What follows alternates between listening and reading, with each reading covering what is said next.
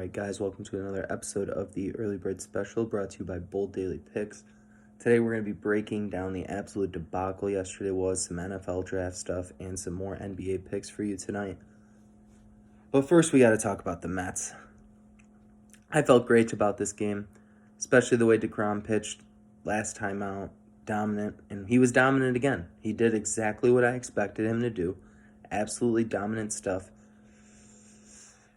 And the Mets got 2 hits for him, 27 at-bats, 2 hits. I know, pathetic shit up in New York. And now we have to dive into some more pathetic stuff. The Minnesota Wild, winners of 7 games in a row. 7 games. Looking to make it 8, up 3-1 against St. Louis heading into the third period, minus 2,000.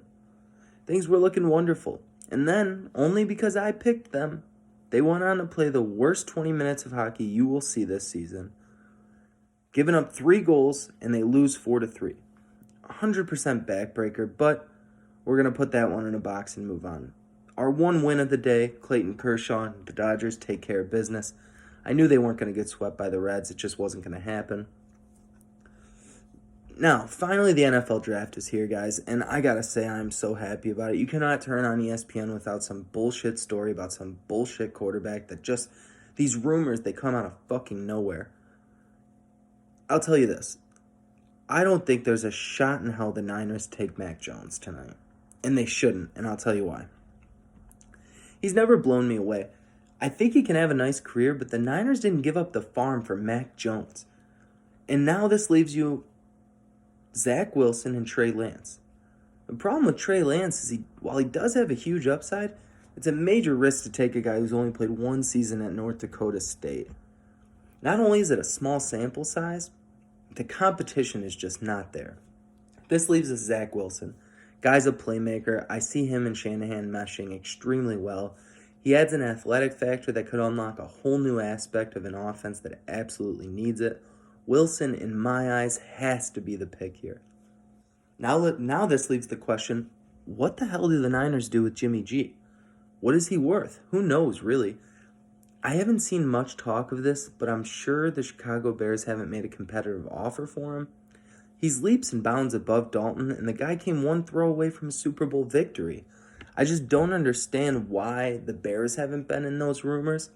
I mean, if they're planning on going into the season with Andy Dalton leading them, I mean, they're going to be a fade all year long. They really are. I mean, I'm looking at them as a 4-12, 5-11 team with Dalton as their starting quarterback. He just wasn't the same guy in Dallas last year. I know they babied him. They didn't give him a full offense. It was a very simple, basic offense, but there was a lot of talent on that offense, and he just looked horrible. Some other draft stories. I mean, Cowboys talking about getting Kyle Pitts if he's there. 1, he's not going to be there, and 2, they desperately need to address that defense. So Cowboys at 10 will be interesting. At 8, there's been some talks of the Panthers moving out of that spot. I don't know who they'd really take there. I mean, it all depends how really 3 through 8 shake out. I mean, you could always use some help up front. Are they looking at a quarterback? I mean, is Teddy really the guy there? So, I mean, and Matt Rule said he's very open. Matt Rule and the Panthers, they're very open to trading out of the 8th pick. I'd be very open to trading up and getting yourselves a quarterback.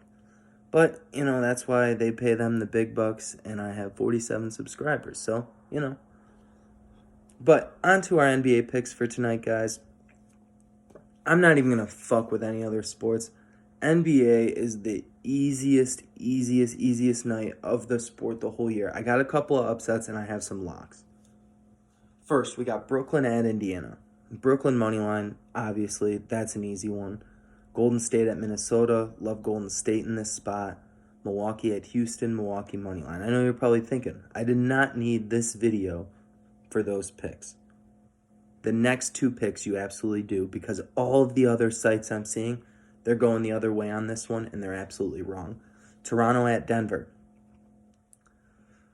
Denver's coming off a back-to-back, and Toronto is just, every time you go against them and you start to fade them consistently, they wake up a little bit, and catching Denver off a back-to-back. I know Denver's been playing well with no Jamal Murray. I think it bites them in the ass tonight. Toronto gets the win. Take them with the points. I'm taking them outright. If you're not positive about it, take them with the points. Right now on DraftKings, 5-point underdog. So take those 5 points if you feel you need them. Next, the Pelicans traveling over to OKC to take on the Thunder. Gotta go with the Thunder in this one. I know they're beat up bad, but they are due. They've won games like this out of nowhere all year long. They are due tonight. Get them at plus 400. They will win this basketball game tonight. That's my lock. Nobody else is given a lock of the Oklahoma City Thunder. That absolutely hits tonight. That's a 5-play parlay that's going to net you probably plus 1650 odds, somewhere in that range. Depends where it bounces around throughout the night. A lot of value there. I feel really confident about this one. NBA's definitely been shaky this year. Just to recap it again, I don't see Brooklyn losing to Indiana. Golden State and Minnesota. I think Minnesota's gotten the better of them once this year, but Golden State is, Steph Curry is playing some lights out basketball right now. Milwaukee at Houston. Houston would just like to erase this season. They've just written it off. They're not even playing hard. And then into Toronto and Denver. You got to take Toronto money line in this one, and you got to take OKC. New Orleans and Denver, again, both coming off back-to-backs. Teams coming off back-to-backs against teams who aren't coming off back-to-backs this year have been horrible. That's the pick there, guys. If you enjoyed this clip, please be sure to give it a thumbs up and subscribe if you haven't already, and I will see you guys in the next episode.